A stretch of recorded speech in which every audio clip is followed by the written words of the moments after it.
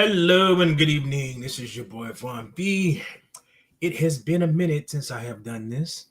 Um, got sick, decided to move, all that fun stuff. As you can see, my background is different. Still trying to figure everything out, put stuff here and there and everywhere. I got stuff, you can see my bed and all that fun stuff.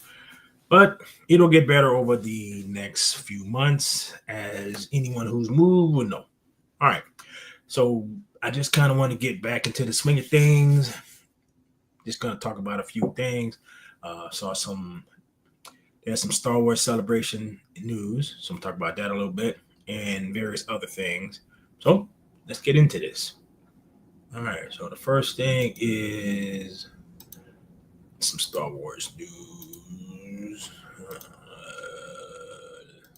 I don't know how my internet is doing because I'm taking care of that yet. So I may go in and out. I don't know. So anyone who is watching this later, just give me a comment on or not of what's going on. All right. So, mm, oh, forgot to get my. Oh, that is super low. There we go. Crank that up a little bit. All right. Share screen. There we go. Okay, Star Wars Celebration. They announced. All right. They announced Shadow Lord, Maul Shadow Lord. I don't know how I feel about that. Maul was a cool character, but they've been coming up with all kind of weird ways to bring him back, even though he's sliced in half and apparently was killed at the end of one of those Star Wars animation shows. But let's see what they got to say. 2025 seen a slew of new announcements, including a theatrical film starring Ryan Gosling, which we will talk about next. So if I can find at least I found a little bit of information on it. And 2027, our fans of Star Wars animated universe have something to look forward to: a brand new series featuring fan favorite villain Darth Maul. So Sam Witwer, star of the upcoming Maul Shadow Lord, surprises fans at Star Wars Celebration. What about this? All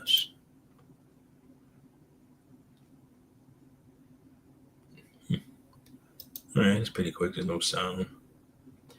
All right, this new series is set after the final season of the Clone Wars, which is weird because I think Obi-Wan killed him, plotting to rebel this criminal into syndicate on a planet untouched by the Empire. Yeah, when did friggin' Obi-Wan kill him? It might have been in Rebels. Maybe it's in Rebels. For celebration, plan on featuring new footage revealing the show as a dark and greedy. In the clip, we see Maul break a force-sensitive Twilight out of prison and offer to train her. We also see Maul slice up multiple characters with his double-ended lightsaber. So there's no footage of it. I don't know. Could be good, could be bad. Don't know. But here, the Star Wars Celebration. Okay. Banana and Grogu panel and everything revealed. Okay, so Star Wars Celebration taking place in Japan this year. IGN is attending all the exciting panels. Follow along, blah, blah, blah. Ahsoka Season 2. I am not looking forward to that because it had so many elements of that show where the person who wrote it clearly does not understand how space works. She was doing backflips on the ship, and those who don't know, space is constantly moving. So like everything in space is always moving. So if she jumps off the ship, she won't. It'll be extremely difficult for her to land exactly where she like jumped off from. So on the ship, like on the show, they were acting like she was in normal gravity, but she's not. So yeah, it was so many bad stuff. So okay, company's president Kathleen Kennedy and Chief Creative Officer Dave Filoni, two people I don't like very much and have basically destroyed Star Wars. Stayed alongside iconic droids C-3PO and R2-D2. Yeah, they only seem to care about the legacy characters when they need to promote stuff, their new crap. Filoni told the crowd that they'll start shooting Ahsoka season 2 as soon as he gets off the plane from Celebration. Kenny Filoni confirmed that Star Wars films by James Mangold, Charmin Abad Chinoy, so they're actually going to actually make that Ray movie that nobody wants. Taika Waititi and a new trilogy by Simon Kinberg remain in ongoing development, which can mean anything. And given Kennedy's track record, that means that this stuff is you'll never see this crap. Uh, okay, so Star Wars Starfighter is the Ryan Gosling movie. Don't know if that's gonna come out. Deadpool and Wolverine director Sean Levy then took to the stage to announce his Star Wars film begins shooting this fall. We'll see. I am trying to picture Ryan Gosling in the Star Wars universe, but it's possible because there's so many different types of characters, and he probably could fit in. Now, I don't know exactly what this is going to be about, though. Standalone adventure film takes place a few years after Star Wars Episode 9, The Rise of Skywalker. Right. So it takes place in the sequel universe, which, yeah, that's a knock. I, I and probably most people don't care about that part of their made up universe. Now, if they would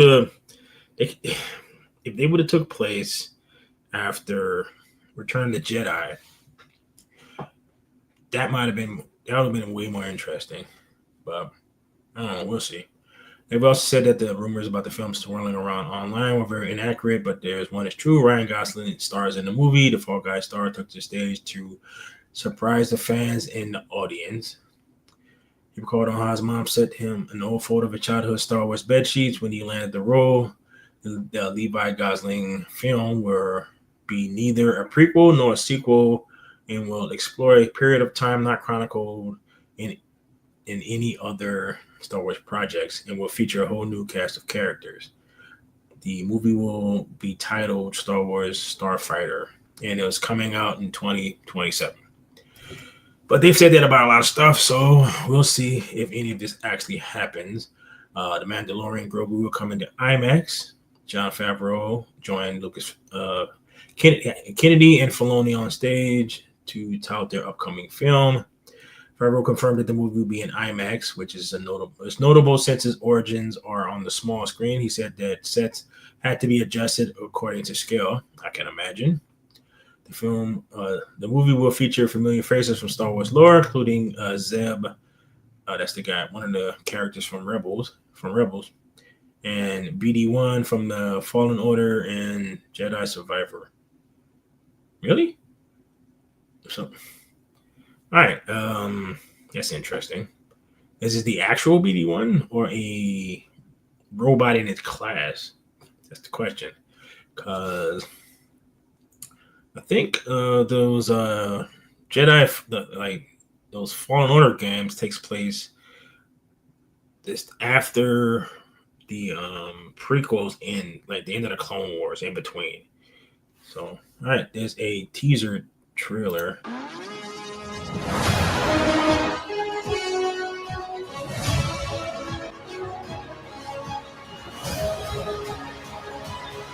All right, that is a teaser trailer. Doesn't show us crap.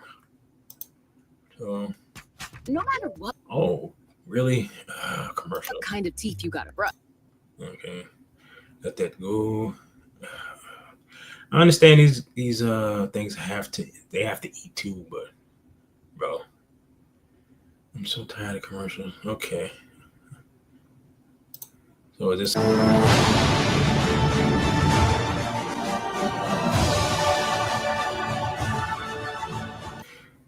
That is a teaser, I guess. It's showing the credits. Sigourney Weaver says Grogu stole my heart. Pedro Pascal took the stage along with Sigourney Weaver. Sci-fi icon from Alien and Avatar franchises told the fans of the Star Wars casting, "I got real lucky." Weaver admitted that she hadn't watched The Mandalorian before. Surprise, surprise.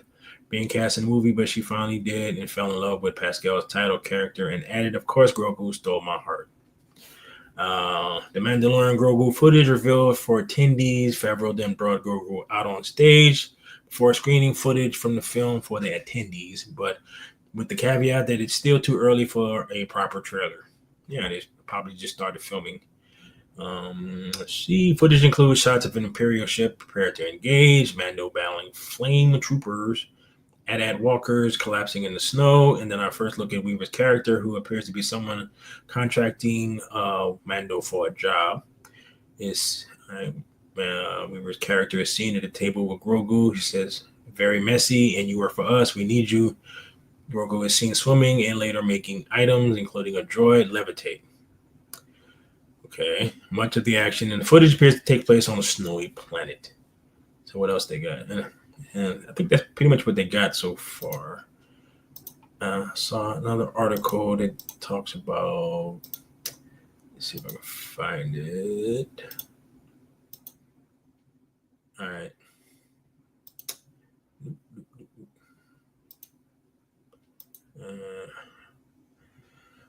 Okay.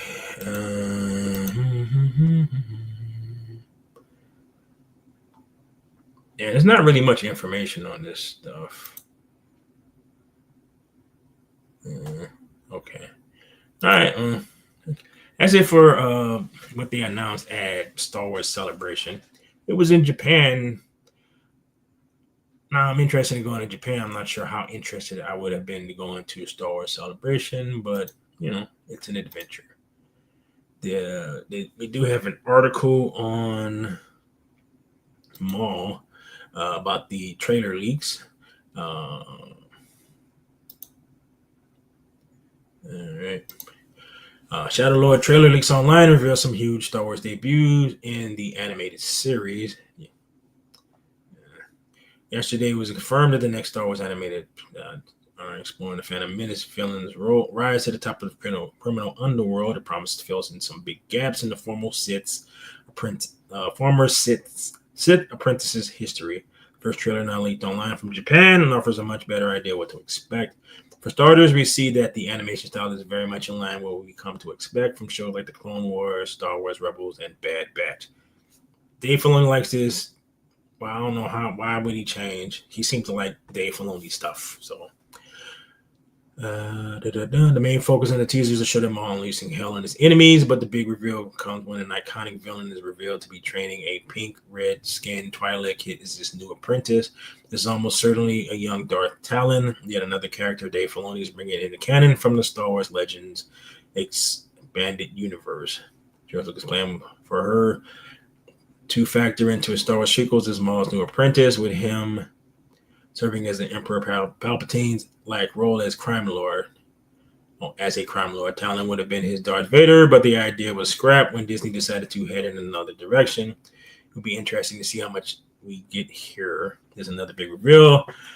Right at the end, as we see Marok, a short-lived Sith Inquisitor from Ahsoka, confront Maul. He appears to know who Maul is and will likely still alive at this point, so Filoni may finally give the character a backstory. After the Clone Wars, Mara plots to build his criminal syndicate on a planet untouched by the Empire. In a new series set in the events of the final season of the Clone Wars, Maul rises again to lead the underworld factions. Sam Witwer, who portrayed Maul in the Clone Wars and later reprised his role in Star Wars Rebels, is back to voice the iconic villain. He has made the character his own after taking over the role from Phantom Menace's Peter. Yeah, I'm not trying to say that. Sarah. Yeah, I'm not trying to say that.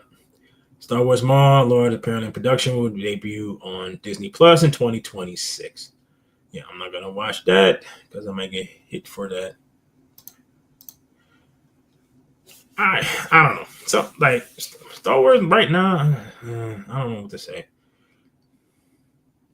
I'm not that excited for pretty much anything, and there's an article that basically showcases why I'm not that excited, just based off of the actual product. And let's see if I can find this.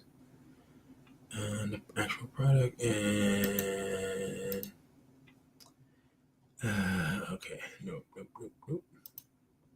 Where is this at?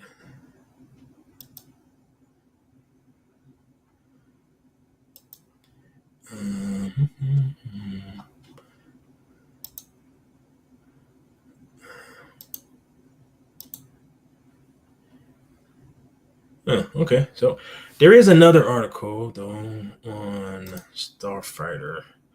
Uh, there doesn't seem to be that much information, but maybe this one actually has something. What is Star Wars Starfighter? Ryan Gosling's new movie and video game connection explained. This is on Screen Rant. Lucasfilm shocked audiences with the announcement of Starfighter at Star Wars Celebration, but what exactly is this new movie? Of all the reveals and at Star Wars Celebration, Starfighter is the most shocking. There have already been many rumors that Sean Levy's Star Wars movie would star Ryan Gosling, and recently Kathleen Kennedy Star Wars movie roundup even hinted at that Levy's movie will be coming sooner than we expected. Yet a few had guessed that Levy's movie would be the next release of Star Wars upcoming movies after The Mandalorian Grogu, the title Star Wars Entirely Unknown. Even now, very few story details, so it doesn't look like they have much.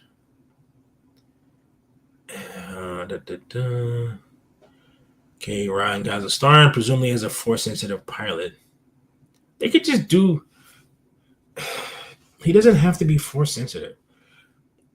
There are plenty of books in the Star Wars extended universe that are about people who have no force powers. They're just regular people existing in the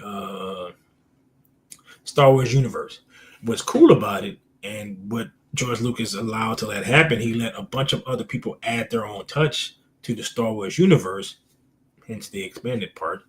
And they just flushed out different areas, different planets, created their own planets. So there's a lot of stuff there. So he doesn't have to be anything dealing with the Force. He can just be a pilot. Okay. As mentioned, Ryan confirmed that although the other details, such as his character's name or really his role, okay, it's set 5 years after the rise of Skywalker.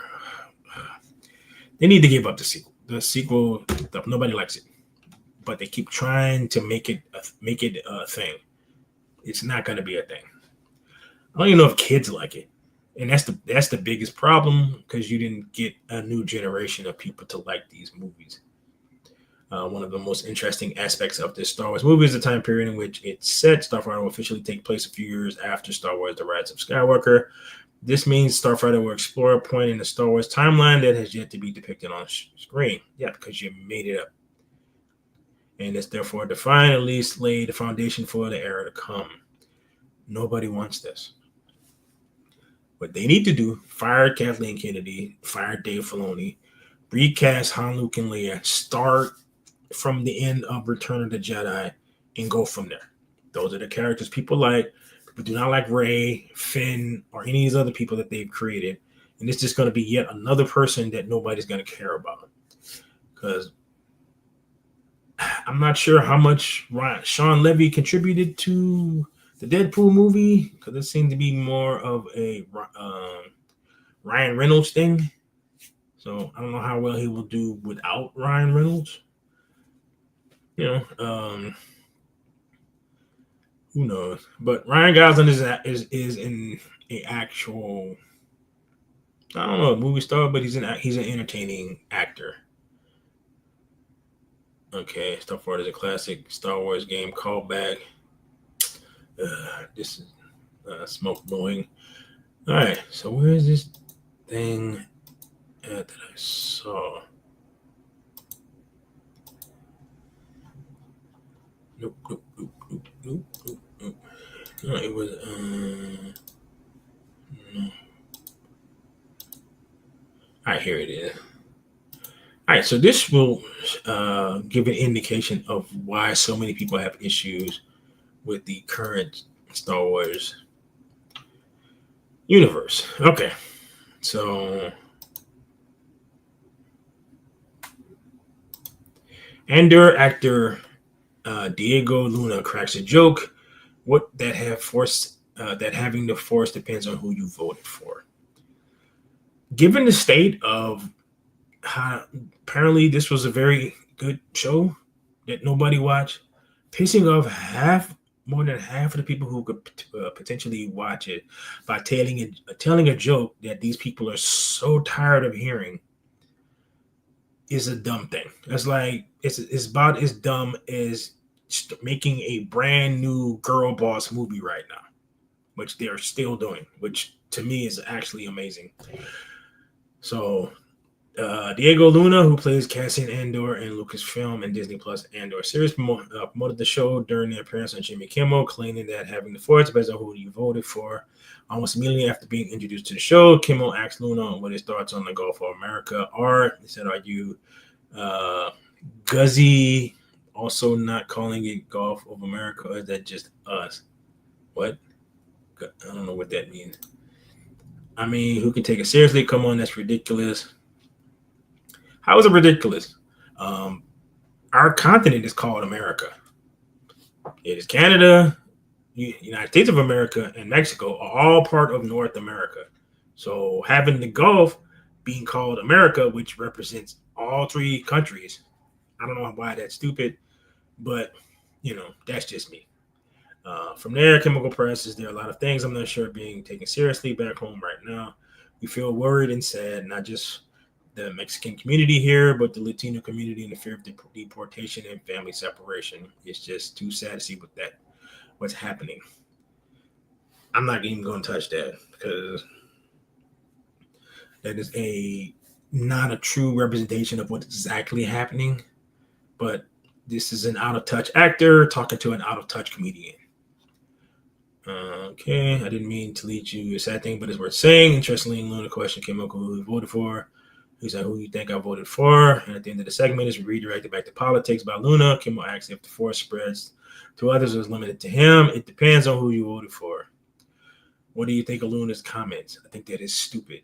I think that these studios need to get a better handle on their actors.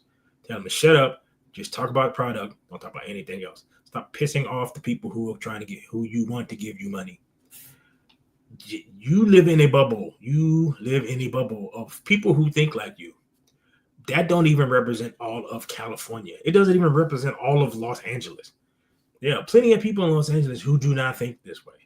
But most people, when they talk about LA, they think this is who they think of. People like him and people like Jimmy Kimmel. They think all of Los Angeles are like these two idiots, and they're not. So was it thing? Yeah, let's see what the comments. We got any more comments? Yeah.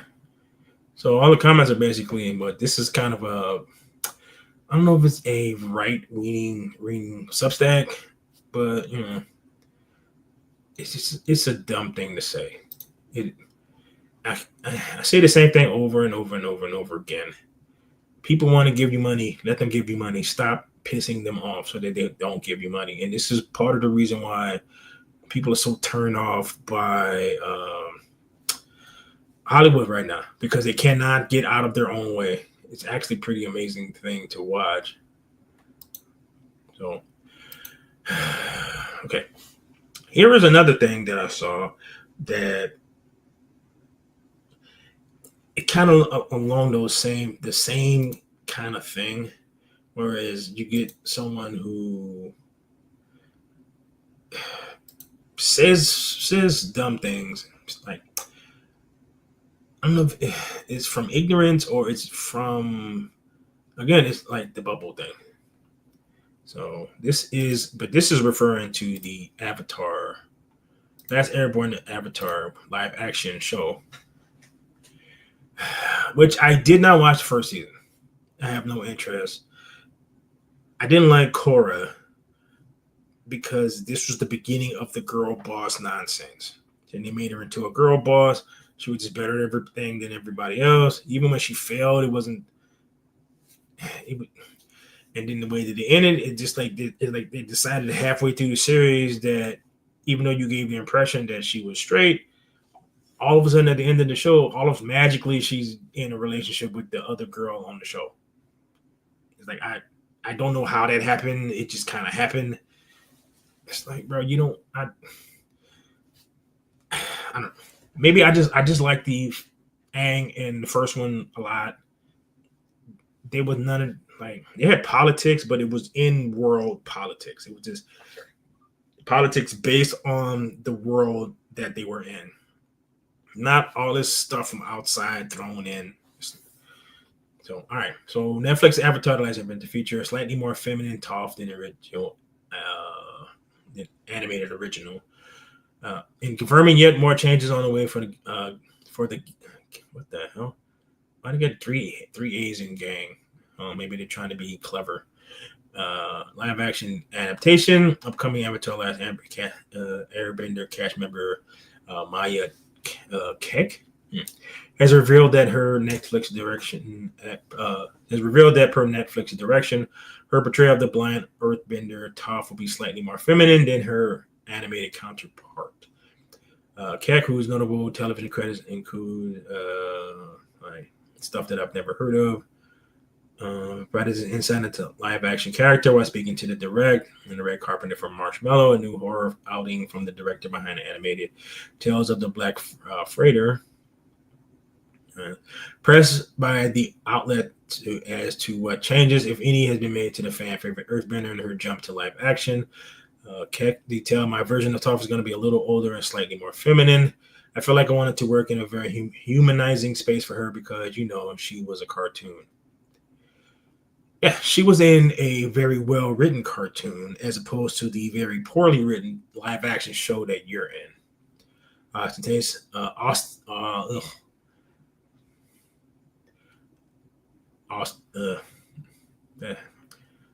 Austin, I can't talk today.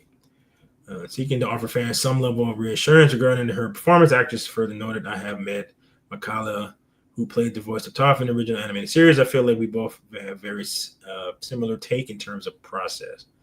Notably, while Keck's interview marks the first ever mention of Netflix's intention of making a young Earthbender more feminine, she would be aged up in live actions, previously being confirmed by an actress no less. The whole point of this character is her age, and the reason why she acts like she does is based off of her upbringing, how she's rebelling against what her parents was trying to force on her, and like, her parents weren't really doing it maliciously; they were just kind of doing it because they were afraid that she would get hurt. Right? So by you changing you're changing the character. It's like nobody's interested in your take on this character. They basically, if you're gonna make a live action version of this, then you need to make a live action version of this. This is what makes the Lilo and Stitch movie look very interesting because it looked like they just basically made a live action version of the cartoon. That is what the fans want. Nobody interested in your interpretation of this stuff. People are fans of the original product, not whatever nonsense that you're gonna make. And I don't know how many times this stuff has to fail in order for them to figure this out. That people really don't like that.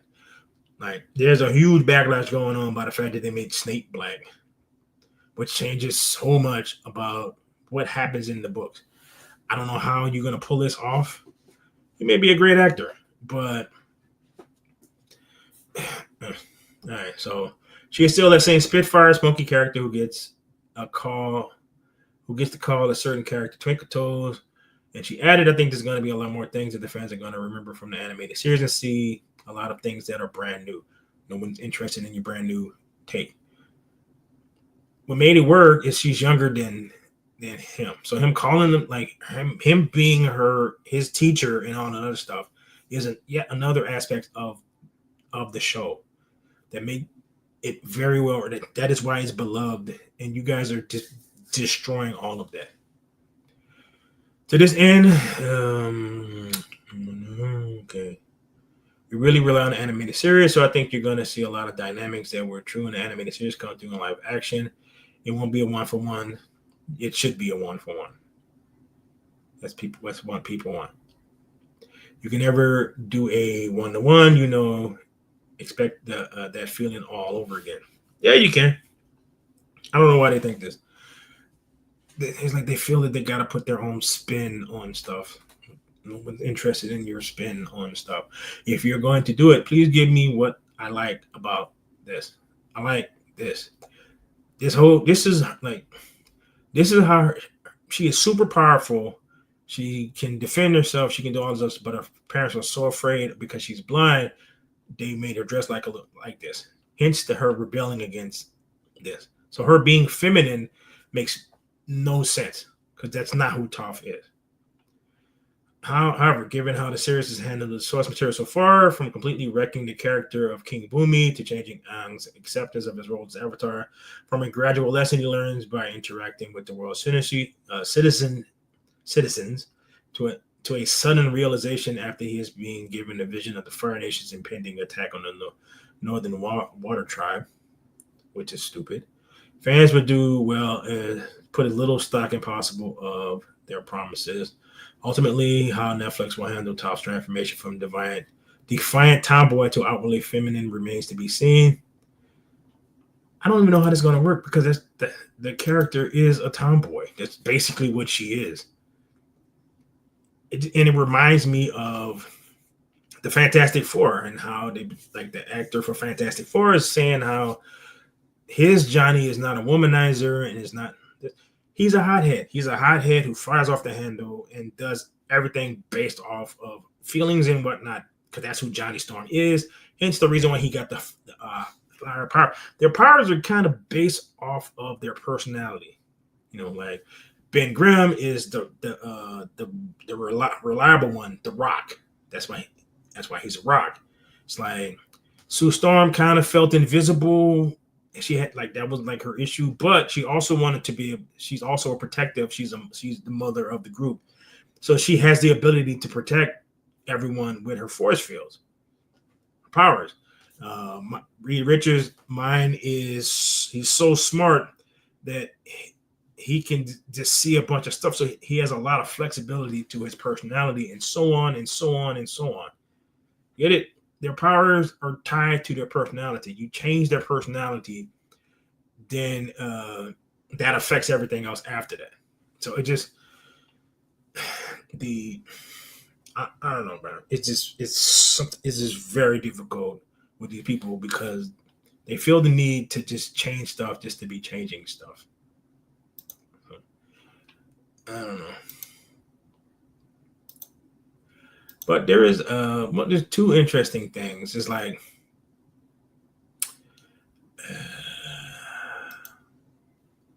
all right. One of the other things I want to talk about was Marvel announced a swimsuit edition, which shocked the crap out of me when I heard about this. It's a pin-up edition, like first time in 30 years. In a revival that immediately seemed completely out of the question, given the current social attitudes towards anything that could even be remotely considered sexy. No, this statement right here is the problem with Marvel. Your customer base wants this. The people on Twitter and Blue Sky who are yelling and screaming about that is a tiny amount of people who aren't going to buy anything. The people who will give you money want this. Hence the reason why Marvel Rivals is making so much money. Because the female characters are sexy. Because your customer base wants sexy. You keep trying to appeal to a handful of people, and then you're shocked with the Pikachu face when you don't make any money. Marvel Comics has shockingly announced that for the first time in 3 decades, I cannot say this damn word. Ostensibly, in order to bank off the massive success of Marvel Rivals Hero Shooter, this summer we'll see the release of a brand new Marvel swimsuit special. Okay, that's really weird. That's really weird. Staple of early 90s comic book culture, the Marvel swimsuit specials were intended as a parody of the annual Sports Illustrated swimsuit issue, so much that the first such special was actually titled Marvel Illustrated, the swimsuit issue. and delivered exactly what they promised in the cover. Various swimsuit pinups of Marvel's costume heroes and villains. Further featuring contributions from a range of artists, including the eventual industry superstars as Adam Hughes, Gary Frank, and Dan Panosian. The specials depicted not only just a published female heroes like Scarlet Witch and the Wasp, but also male ones including Captain America, Hulk, and the Scarlet Spider. That's funny. Ben Riley takes some sun. Okay. Although this particular type of cheesecake special seemed to have the final nail put in his coffin now that the infamous outrage surrounding Milo Manara's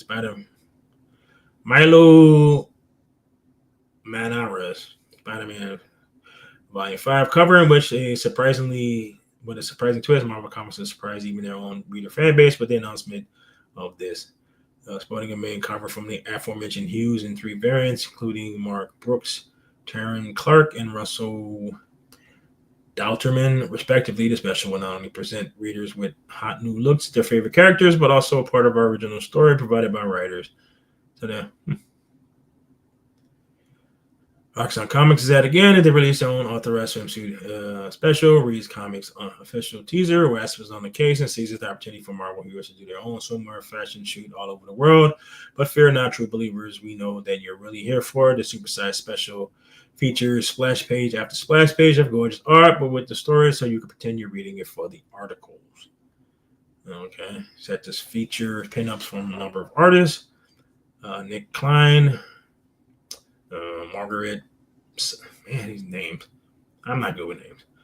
Salvage and Luciano Vecchino being the only to confirm. Okay, so at this end, while it's unclear just exactly what these new Marvel Rival suits will look like, considering both swimsuit focus issue and the NetEase game's particularly titillating design philosophies, there's a good chance that their appearance will light the internet absolutely ablaze. Remember the reactions to Malice introduction. Your customer base wants this. Sexy women. This is Captain Marvel. She usually looks like a dude, like a flat-chested, flat-butt, no-hip dude who's walking around telling all the other dudes what to do. Nobody buys it. Nobody wants it. So it sounds like somebody at Marvel has finally freaking realized that you need to stop trying to appeal to 5% of your customer base. If they have a problem with it, so what? That's how life used to be. If you didn't like something, just you didn't buy it. Yeah, a couple of people used to protest things and whatever, but typically, if you didn't like it, okay, then don't buy it. Then it's not for you. But we live in this weird ass world where we're trying to appeal to like a tiny part because they're loud. Like, so what? Who cares? If you don't like, dude, there's a lot of stuff I don't like. I just don't buy it. I don't like liver. I'm not going on a protest to go over to Walmart so that they stop selling liver. No, I just don't buy the shit. Like, and for me, I don't understand why this is an actual problem. But it is. So, what can you do? All right. I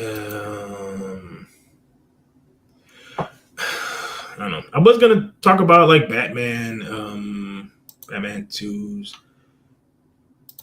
Let's see what the article says. I don't normally talk about it much. Not much to talk about. It's like they had an opportunity to build off of the Penguin success, and people were loving that show. This should have been pushed into production as quickly as possible once they realized that. Okay, delays. I think some health issue in an attempt to calm fans down. Frustrated by delays. It seems to be in poor taste in many ways. It would surely be better off saying nothing at all. It has to stop Grace Randolph for weighing in on this. If you knew what Matt Reeves was dealing with, you would leave him alone. I mean, it's not a Chadwick Boseman situation, but it's close. You should leave Matt Reeves alone. Okay. Okay. Whether it's Reeves or someone close to him that's allegedly unwell, the filmmaker does deserve some space and should be harassed by fans, eager for the Batman sequel to be released. The news is out there now and generating a lot of discussion online. Okay, as really said, there's been a lot of stuff going on in my life in the last year or so. And he's been such a good friend. He's a beautiful man. We're still finishing the script, and there have been so many things going on in the next year about getting into production and getting the movie going. I guess he's talking about James Gunn.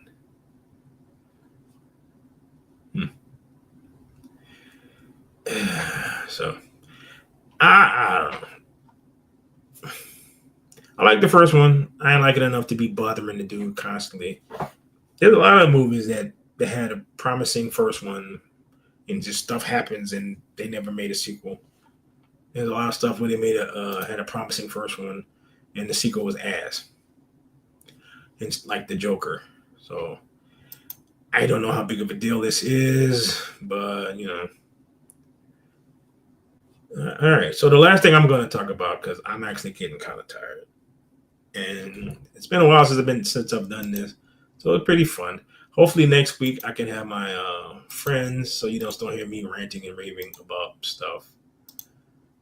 Okay, where's that? Okay. All right, so this is the last thing is about Toy Story 5. Now, I personally don't think they need to have a Toy Story 5. I didn't think they needed a Toy Story 4. Toy Story 3, they kind of ended the story. And then they decided that we need to make more money. So they made another one. Then they decided to make a Buzz Lightyear movie without Buzz Lightyear in it. And with Chris Evans, to get around it, they said, well, this is the show that that the kid was looking at and that got him inspired. I'm like, no, it's not. They actually had a cartoon. They showed the cartoon on Disney Channel. I think it stayed on for like 2 or 3 seasons. It's like a whole thing. And the way the premise for that cartoon was, this is the show that made him fall in love, the kid fall in love with Buzz Lightyear. So no. So that thing you made was not that. Oh, all right. A franchise veteran confirmed Toy Story 5 won't focus on Buzz or Woody. Given how Tim Allen and what's your boy name? Well, they're both getting kind of old. Tim Allen is not so much, but I don't know. They're getting kind of old. Woody and Buzz's emotional farewell at the end of Toy Story 4 left many wondering the future of the beloved franchise. Now, the Toy Story 5 slated to release on June 19th, 2026. A surprising detail has emerged, hinting at a significant shift in the focus within the toy box. Tim Allen, the iconic voice behind Buzz Lightyear, recently dropped a potential bombshell, revealing that while everyone's favorite space ranger will reunite with Woody, Tom Hanks, yeah, that's the name I was trying to think of, in the upcoming sequel, shine a brighter spotlight on another cherished character, Jessie the cowgirl. Speaking of the recent interview, Alan teased, I can tell you there's a lot about Jessie, Tom, and I do Woody, and I do realign.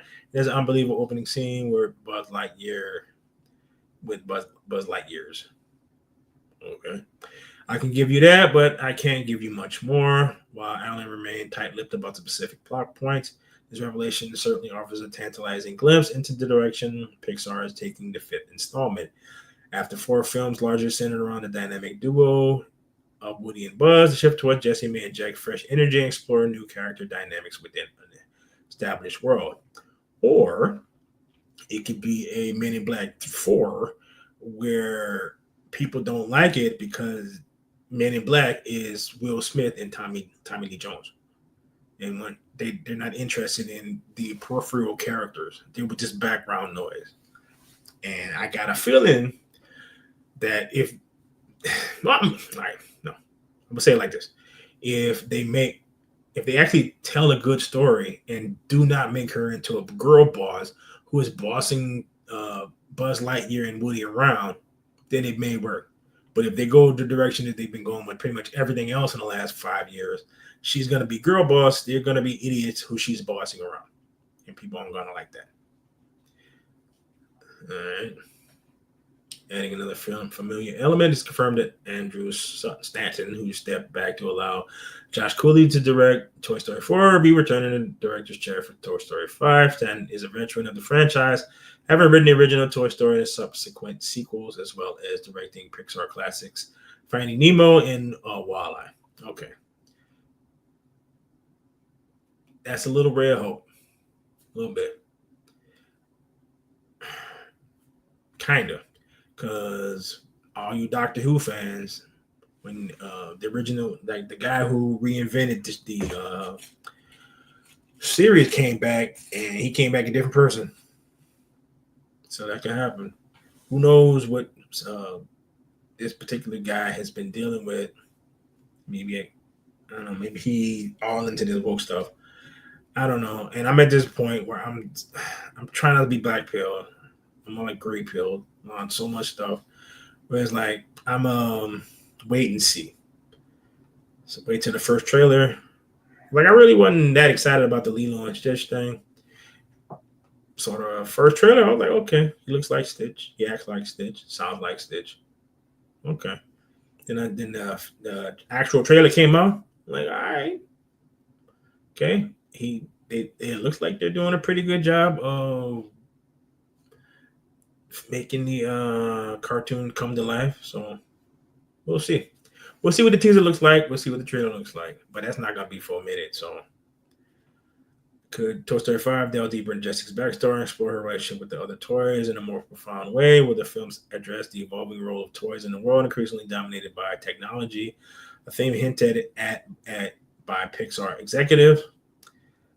I don't know how good it's like. That's what I'm concerned about. There's all the people who write well at Pixar are currently over at Skydance and no longer at Pixar. So who knows? For now, fans will have to hold on to these intriguing breadcrumbs. But one thing's clear: Toy Story 5 is shaping up to offer a familiar, potentially surprising new adventure for Andy's beloved gang of toys. I don't know. I didn't really watch 4. For me, the story ended at 3 when he passed along the toys to that little girl. So once that happened, I was like, yeah, you know. All right, well, I'm glad to be back. I thought I was gonna go for about a half an hour, so 47 minutes is cool. All right, I'll be back next week. Find some more interesting stuff to talk about. So on behalf of myself and my absent compatriots, later.